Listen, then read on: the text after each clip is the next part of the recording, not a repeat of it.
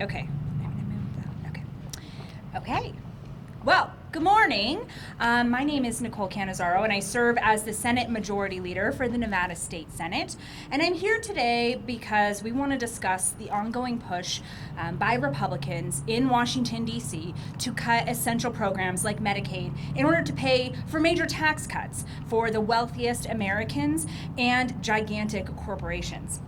Unfortunately, last night, Republicans in the House of Representatives passed a budget resolution that sets up hundreds of billions of dollars in cuts to federal Medicaid spending. Over the past few weeks, my Democratic colleagues and I have been seeking answers about the real-world impact for so many Nevadans of the congressional Republican plan to cut Medicaid.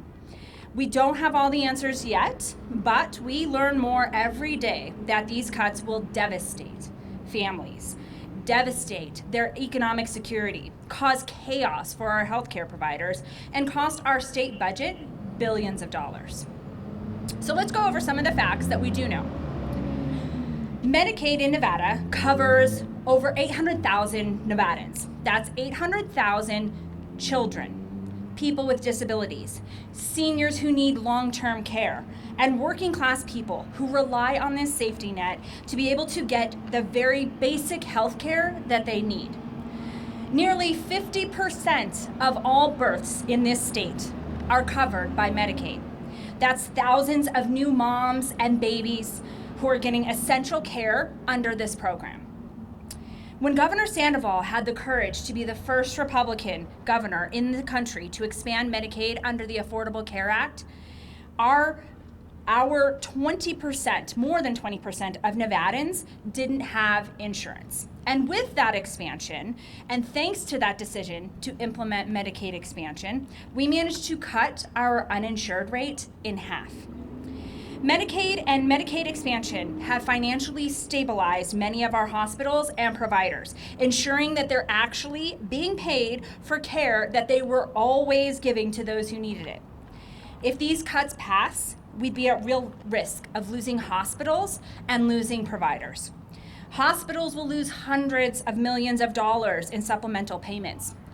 Rural hospitals would be especially hard hit. NICU services for our sickest babies could go away in the blink of an eye.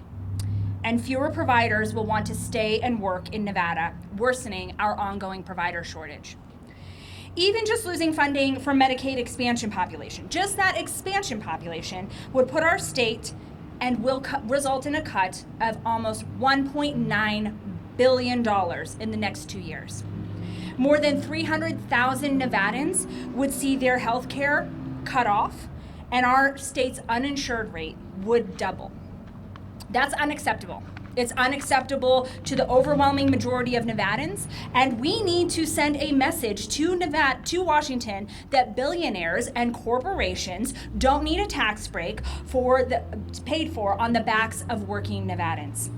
We need our Republican colleagues to join us in this fight to protect Medicaid. We need Congressman Mark Amodei to show a little Nevada independence and promise to vote down these plans. Any Republican tax bill that cuts Medicaid or other essential funding for Nevadans should be at the top of the list to say no to. Republicans only have a very small majority in the U.S. House, and one courageous Republican could likely stop any Medicaid cuts from happening. And we need the governor and our Republican legislative colleagues to join us and to say clearly to Congress, no cuts to Medicaid. We need them to stand with us and to say that disrupting care for Nevadans, for Nevada families, for babies, is wrong. And that tax breaks for the rich and big corporations aren't worth kicking those Nevadans off of their health care coverage. It's just common sense, and it's something that everyone in Nevada on both sides of the aisle should be able to agree on. Thank you so much for being here with us today. I am now going to turn it over to my friend and colleague, Assemblymember Tracy Brown-May.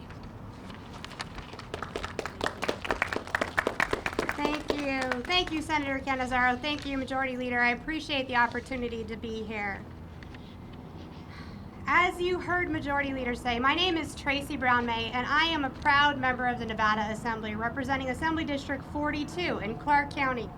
I stand before you today as a representative of our community, an advocate, and a concerned citizen.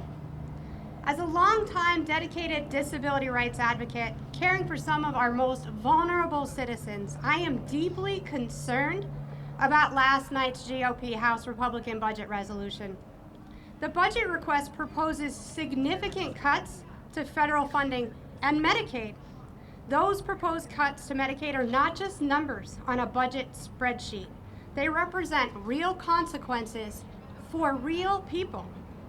In Nevada, Medicaid provides vital health care to more than 800,000 people. Our children, our seniors, our people with disabilities, and working families. Many are already struggling to make ends meet. Cuts to Medicaid could strip away essential services and leave our community without the care that they need and deserve. This is not just a policy debate, it's a fight for human lives and the care that we all deserve. Reductions could lead to nearly $1.9 billion in revenue loss for Nevada. It would kick off an estimated 300,000 Nevadans from our Medicaid rolls. And kicking off Nevadans of their health care coverage in order to pay for tax cuts for corporations and the rich is wrong. If these cuts are enacted, Nevada's state budget could lose billions of dollars while hundreds of thousands of Nevadans, our neighbors, will lose their health care coverage. And that is unacceptable.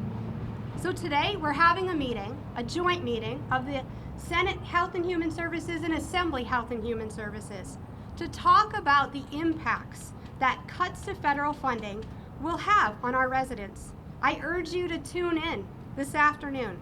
We owe it to the people that we serve to protect their health and their future. That's why we're here today, looking for answers. Thank you for the opportunity to talk with you today. I urge you to tune in, and I'd like to turn this over to my colleague, Stephanie.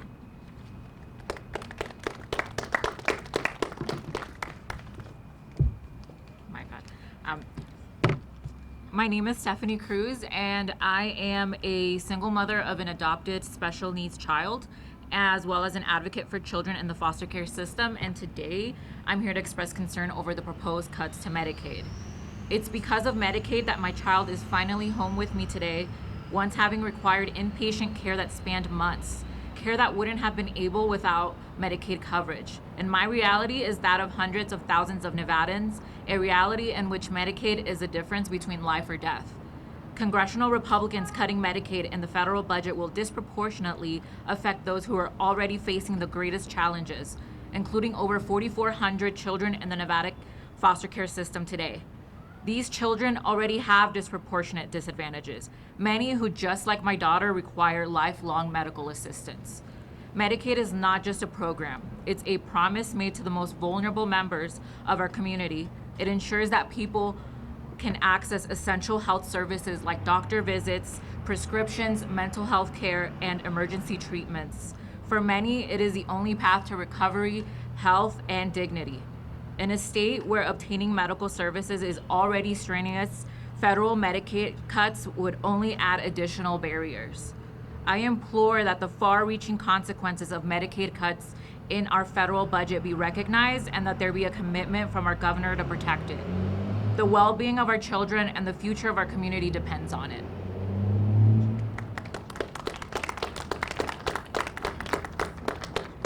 Thank you, Stephanie, and Senate Majority Leader Cannizzaro and Assemblymember Tracy Brown May.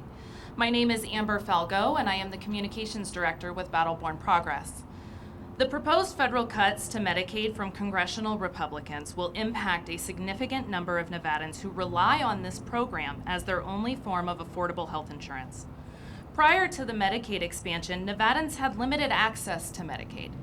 I was one of those Nevadans who, despite being low income, did not qualify for Medicaid. Once the Medicaid expansion was adopted by then Governor Brian Sandoval, I was able to qualify. Medicaid allowed me to provide insurance for myself and my daughter. It removed the need for me to be on my ex-husband's insurance and allowed me to break free from an abusive relationship with him. I depended on Medicaid for 5 years while I was working my way through college When my daughter needed eyeglasses in 2nd grade, I could afford them solely because I had insurance through Medicaid. Without that program, I would not have been able to take my daughter to regular checkups or afford the eyeglasses she needed to succeed in school. I never want a mother to choose between taking a child to the doctor or staying home because they simply cannot afford private health insurance or they are not offered health insurance through their employer. The dramatic cuts to Medicaid in the federal budget proposal will put families and single mothers at risk and cause states to lose dramatic levels of funding, which will force cuts to local programs and services. These cuts are even more outrageous when you look at the context of why they are happening. Tax cuts for wealthy people and corporations across the country. Congressional Republicans want to cut one of the largest programs that provides affordable health insurance to 1 in 5 Americans, no matter how hard the work from our leaders and no matter the hard work from our leaders in the legislature, states do not have the revenue to make up the difference in their budgets if this funding gets cut. That means people will be kicked off Medicaid and services will be cut. Next, we will hear from LaVon Brooks. Thank you all.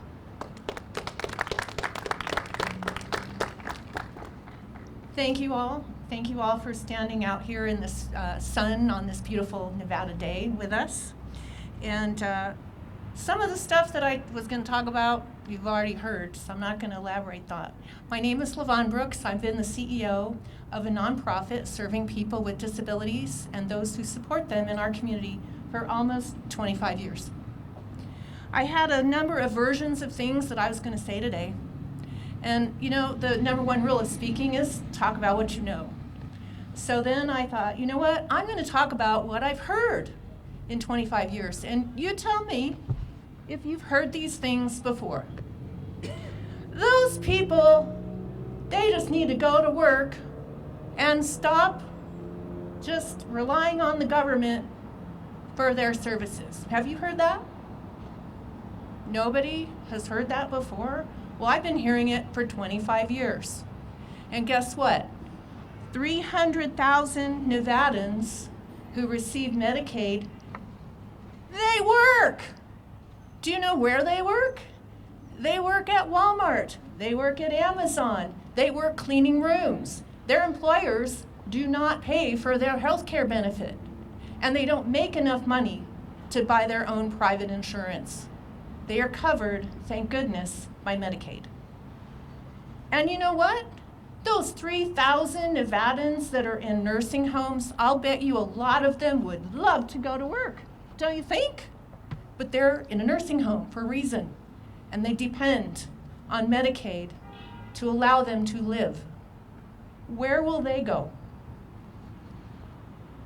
That makes no sense to me. Here's another thing that I've heard in many legislative sessions, just like the one we're standing in front of. Those people with disabilities, they get everything paid for by various Medicaid services, and some of them live high on the hog. Do you want to live in a group home with roommates that you didn't get to pick? Do you want to live in a shared living facility because you don't have a family member to support you? Those are people that are living high on the hog on Medicaid and a variety of other Medicaid services that support them to live